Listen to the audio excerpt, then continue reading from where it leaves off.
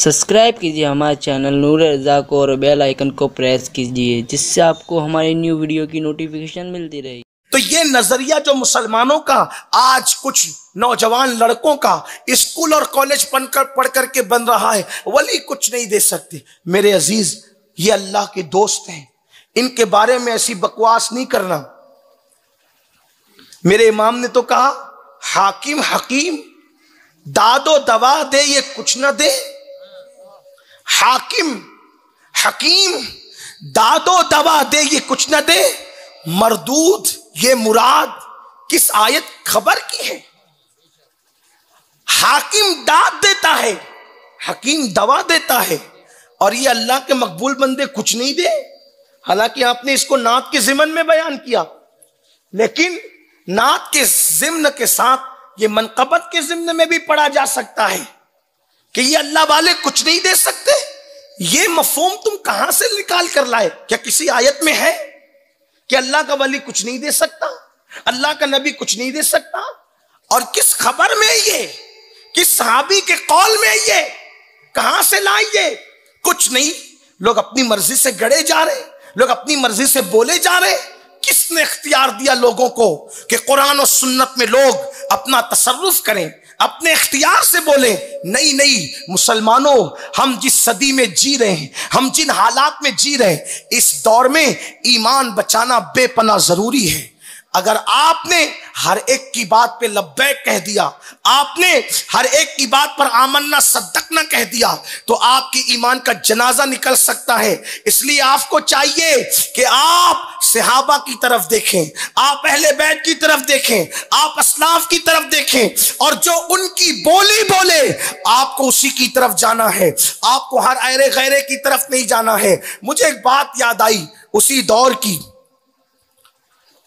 दौर की कि अमीर खुसरो कह रहे हैं कि हमारे वतन में, हमारे मुल्क में दरिया के अंदर की मछली भी सुन्नी। आपने अपने ज़ौक़ के मुताबिक लिखा खत में। तो उस दौर में होता क्या था? कोई परेशानी है, वलियों की चौखट पे लोग नजर आ रहे, वली जमीन के ऊपर है तो भी नजर आ रहे, वली जमीन के अंदर है तो भी नजर आ रहे। आप देखिए, सबको अपनी तरफ रखिए, अपनी जगह रखिए। खुद गरीब नवाज को देख लीजिए। गरीब नवाज जब हिंदुस्तान आने के लिए निकले, तवज्जो करना, आपका सफर मजार से शुरू होकर मजार पर खत्म होता है। तवज्जो कीजिए, मजार से शुरू कहां से हुआ? मजार मुस्तफा से शुरू हुआ, और कहां पे खत्म हुआ? मज़ारे सैयद हुसैन शहीद खनक सवार पर खत्म हुआ। आपको तो कहा ही ये गया था, अल्लाह के रसूल ने फरमाया मेरे बेटों में से एक बेटा है सैयद हुसैन शहीद खनक सवार। वो अल्लाह का दीन लेकर हिंदुस्तान गया और वहां के लोगों ने उसको शहीद कर दिया। तो सरकार गरीब नवाज उनकी मजार की निस्बत से हिंदुस्तान तशरीफ लाए, यानी अजमेर शरीफ में अल्लाह का दीन लेकर। मजार मुस्तफा से, तवज्जो करो, नबी के मजार से सफर शुरू हुआ और आले नबी के मजार पर सफर खत्म हुआ। उस वक्त शहीद हो गए थे सैयद हुसैन खनक सवार, और भी शोहदा के मजारात थे।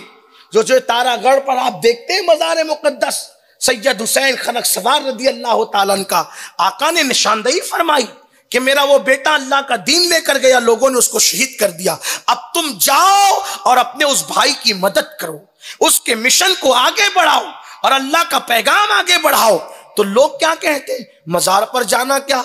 अरे जिसने 90 लाख को मुसलमान बनाया, उसका सफर का आगाज मदीने मुनव्वरा नाना के मजार से होता है और अपने भाई के अल्लाह अकबर मजार पे खत्म होता है। फिर पूरे सफर में जो वली जमीन के ऊपर है उनसे भी मुलाकात हो रही है, शेख शहाबुद्दीन उमर सोहरवर्दी से मुलाकात हो रही है, बड़े बड़े औलिया से मुलाकात हो रही है, और जो जमीन के अंदर है उनसे भी मुलाकात हो रही है। उनके मजार पर गए, चिल्ले किए, दुआएं की, इबादतें अल्लाह की, सरकार गौस पाक के मज़ार पर गए, बड़े बड़े औलिया के मज़ार पर गए, और जब दाता साहब के मज़ार पे लाहौर में आए तो बाज लोग कहते 40 दिन तक चिल्ला किया, और बाज लोग कहते 4 महीने तक चिल्ला किया, और वहां पर आपने अल्लाह की इबादत की और इतना फैज हासिल किया। अगर मज़ार के अंदर का वली फैज नहीं दे सकता तो गरीब नवाज कभी भी ना कहते कंज बख्शे फैज आलम मजहरे नूरे खुदा ना इशारा पीरे कामिल कामिलारा रहनुमा। मज़ारात का सिलसिला है, बल्कि लोग ये भी कहते यार वो तो मर गए, मिट्टी का ढेर हो गए, उनका अब क्या ख्याल। मैं कहता हूं नादानो, चले आपको अवाम की बात समझ में नहीं आती, अवाम तो अवाम होती है। मैं एक मुज्तहिद की बात करूं, हजरत इमाम शाफई रहमतुल्लाहि ताला अलैह इरशाद फरमाते हैं, जब मुझे किसी मसले में दुश्वारी होती है, मसला पेश आता है, तकलीफ आती है, तो मैं क्या करता हूं, इमाम आजम अबू हनीफा के मज़ार पर जाता हूं। देखो जरा, और मज़ार पर जाने के बाद 2 रकअत नमाज पढ़ता हूं, और फरमाते हैं वहां रफ़ेदैन में नहीं करता, क्योंकि इमाम शाफी के यहां रफ़ेदैन है और इमाम आजम के यहां रफ़ेदैन नहीं है। तो फरमाते हैं जब मैं इमाम आजम के मज़ार पे जाता हूं तो रफ़ेदैन नहीं करता। क्यों नहीं करता? उनके अदब की वजह से। तो ना मुर्दा जब सुनता है ना देखता है, कब्र वाला ना सुनता है ना देखता है, फिर उसका अदब कैसा? कोई रफ़ेदैन करे ना करे उसके लिए बराबर है, कोई जैसे रहे वैसे रहे बराबर है। लेकिन इमाम शाफई कहते हैं मैं उनके अदब में रफ़ेदैन को तर्क कर देता हूं। क्यों? क्योंकि इमाम आजम देख रहे हैं, उनका अदब करता हूं।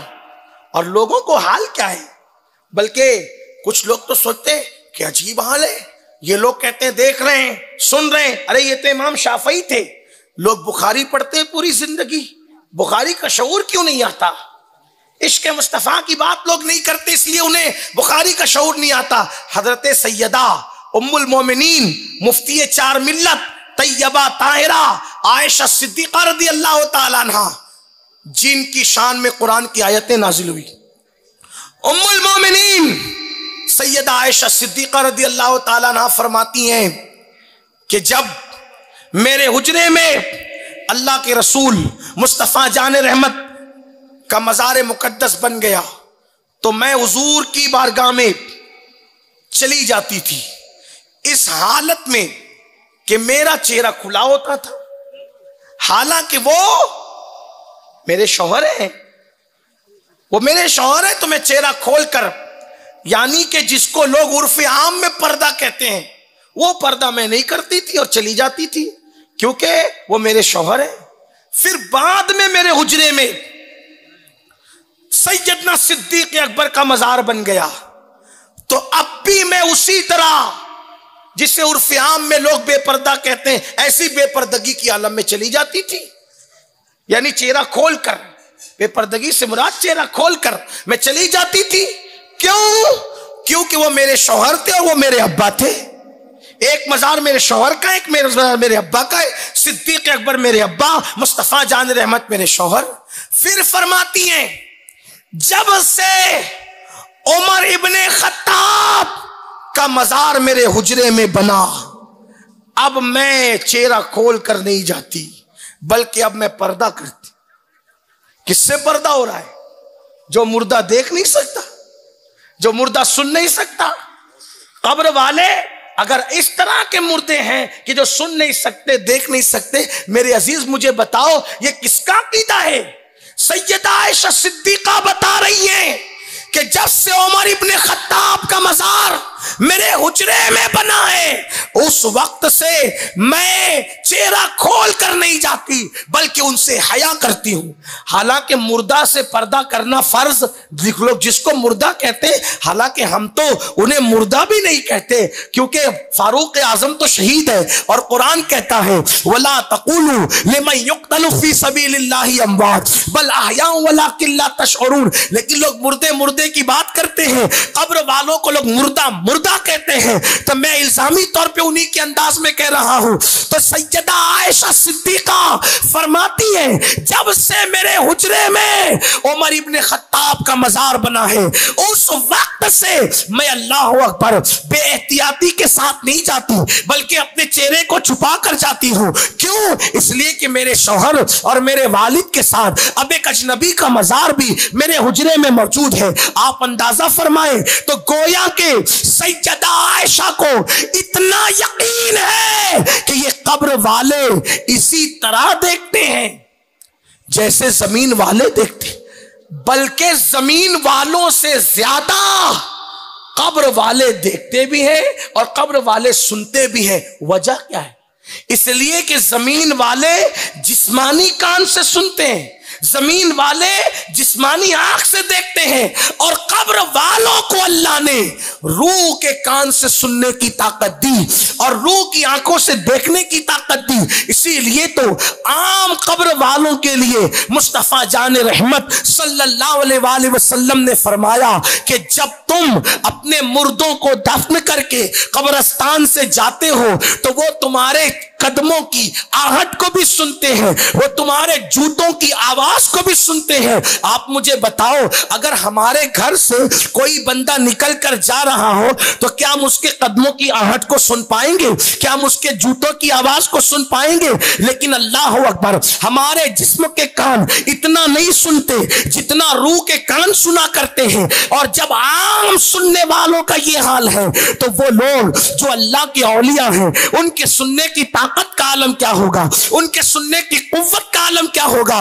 तो इसलिए मैं आपसे गुजारिश करता हूं, ऐ मेरी कौम के जवानों, किसी की बात पे तवज्जो करने की जरूरत नहीं। अल्लाह वालों से अपने रिश्ते को मजबूत करो। ये अल्लाह की अता से सुनते हैं, ये अल्लाह की अता से देखते हैं, ये अल्लाह की अता से अता करने पर कुदरत रखते हैं। इसलिए अपने अकीदों को मजबूत करो, अपने अकीदों को पुख्ता करो। 1857 के बाद के किसी अकीदे पर, नए अकीदे पर कान धरने की जरूरत नहीं है। हमें वही पुराना अकीदा चाहिए जो सहाबा का था, अहले बैत का था, इमाम मुज्तहिदीन का था, औलियाए कामिलीन का था।